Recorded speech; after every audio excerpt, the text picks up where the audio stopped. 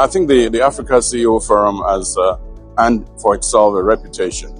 Right now, the most consequential business and economic conversation is taking place and will take place right here. And I think that the best person to lead our delegation and also be here is Nigeria's President Bola Ahmed Tinubu, who has become the reformer-in-chief. President Tinubu will be making in the next 2 days, 48 hours, the strongest pitch of his presidency. He stands on solid ground. 3 years hence, we have seen the president command respect, command global attention because of the structural reforms of our economy and the attempt to expand the productive base of our economy. I think the most important message, which of course is often repeated, is that Nigeria has been structurally reformed. We have economic stability, which is key. The volatility we see in the forest sector and other sectors are gone. Necessary economic infrastructure are being put in place. There is a physical foundation reinforced by physical discipline, and that's what investors look for. There's a friendly environment.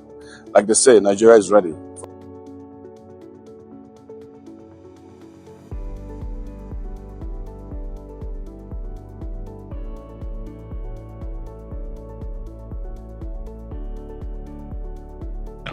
A risk taker like a Dangote refinery must be encouraged by the government and power.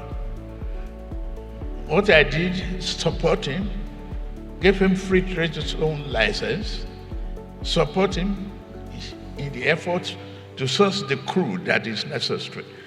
And today he is the exporter, net exporter of both the PMS, aviation fuel, and other commodities. Now, no one can take metal out of Nigeria without adding value. No one. Gone are the days where you can excavate the dust, all the minerals, and go. No. Look around the entire continent. 54 countries. There's none of us without a particular commodity available in the country or the other. Why not start an exchange commodity platform where we can trade with one another? Removing all the bottlenecks, giving you necessary incentives for direct foreign investment into the country. This year alone, I can beat my chest that Nigeria is attracting close to $20 billion foreign direct investment. It's because unwind the bottlenecks, be efficient, be transparent, be open.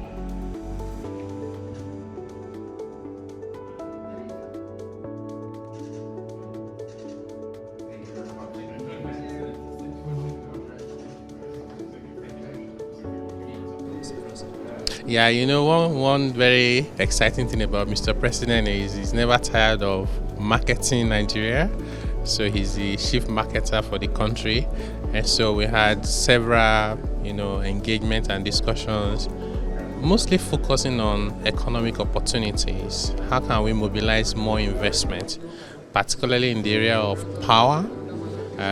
We also have discussions, interesting one around mining, as well as opportunities to even support private sector, small businesses. Overall, very exciting engagement. You can see that the potentials that we have, we were not telling our stories as we should before now.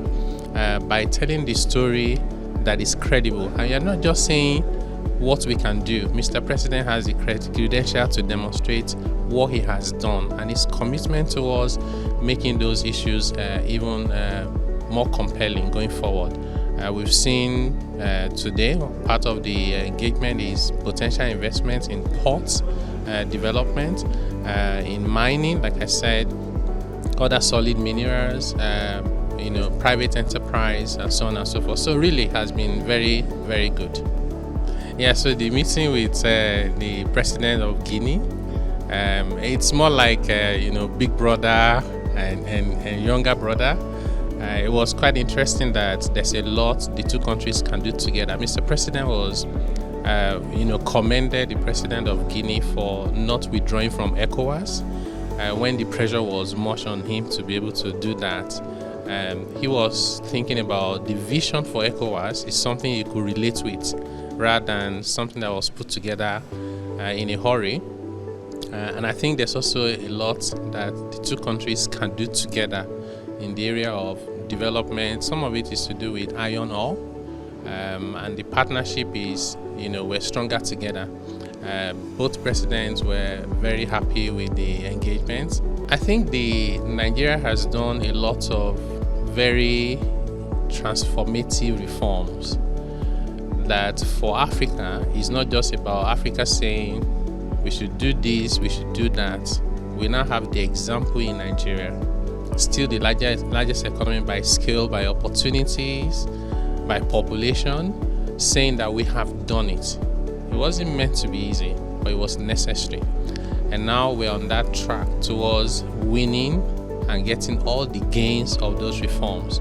So Africa is at a point where today, particularly for this forum, the conversation is around scale, but it's also around speed, as well as credible institutions.